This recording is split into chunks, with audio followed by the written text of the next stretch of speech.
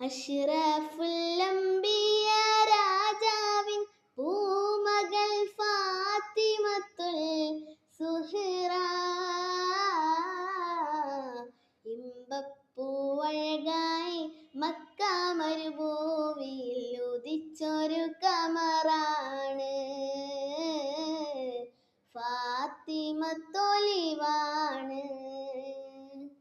മുത്ത് റസൂലുള്ള ചൊല്ലിയൊരു നാളിൽ കരളിൻ്റെ കരളായ പൂമോള് ഫാത്തിമ കനലെരിയും നാളിൽ അർശിൻ തണലിലായി നഫ്സിനെ കാത്തിടണേ